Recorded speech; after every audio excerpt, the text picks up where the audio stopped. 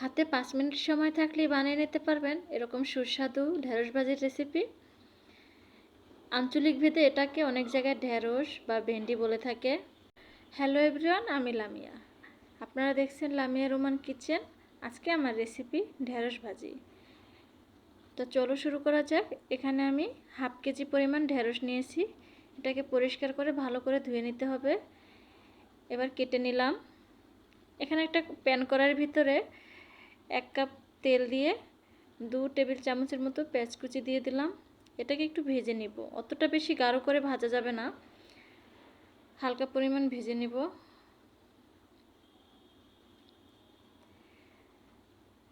যেহেতু আমার পেঁয়াজটা অনেক বড় পেঁয়াজ ছিল, তাই এটা সহজে সিদ্ধ হতে চায় না, তাই আমি একটু পরিমাণ লবণ দিয়ে দিলাম শুরুতেই। 1 চিমটি পরিমাণ হলুদ গুঁড়ো দিতে হবে এখানে, হালকা কালারের জন্য, যাতে গ্রিন কালারটাই খুব সুন্দরভাবে ফুটে ওঠে।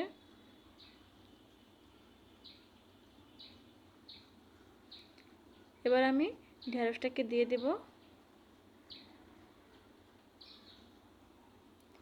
এপিস ওপিস করে ভালো করে নেড়েচেড়ে মিশিয়ে নিতে হবে পেঁয়াজ এবং লবণটার সাথে।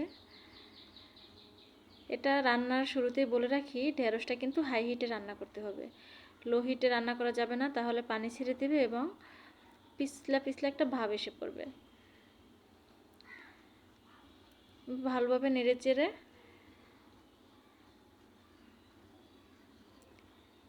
ঢেকে দিতে হবে না, যেহেতু আমি এটা সবুজ কালার রাখতে চাচ্ছি।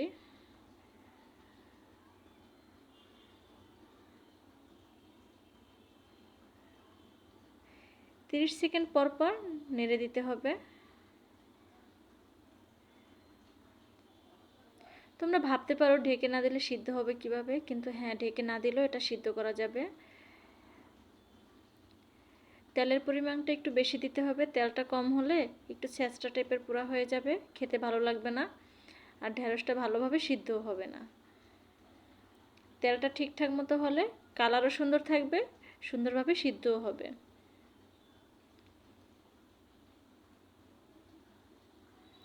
যারা এভাবে সবুজ সবুজ খেতে চাও তাদের জন্য ঢেঁড়স ভাজিটা হয়ে গেছে।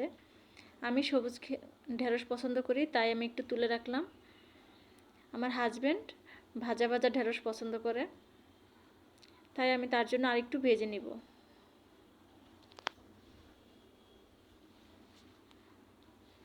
কাঁচামরিচটা তোমরা যেরকম ঝাল খাও সেরকম দিয়ে দিবে।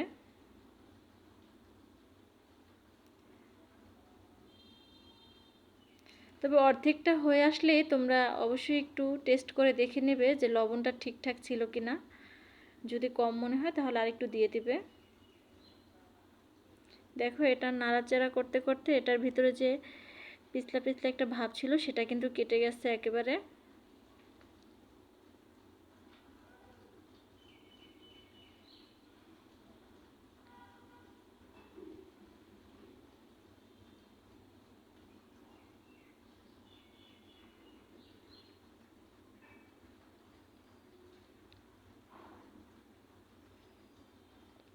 আমার ঢেঁড়সটা প্রায় হয়ে এসেছে।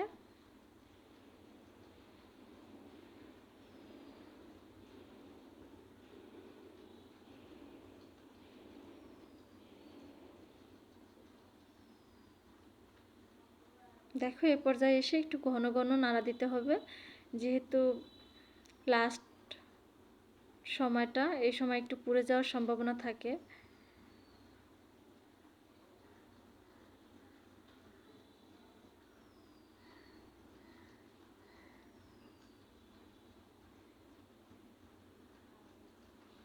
প্রথম দিকে একটু কম নাড়তে হবে যাতে ভেঙে না যায় ঢেঁড়সটা। আর এই পর্যায়ে এসে ঢেঁড়সটা টাইট হয়ে গেছে, তাই এখন নাড়াচাড়া করলে সমস্যা নাই, কিন্তু খেয়াল রাখতে হবে যাতে পুড়ে না যায়।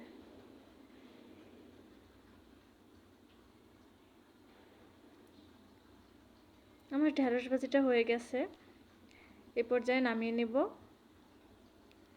ভিডিওটা ভালো লাগলে লাইক কমেন্ট করতে ভুলবেন না, এবং চ্যানেলে নতুন হলে অবশ্যই সাবস্ক্রাইব করে দেবেন।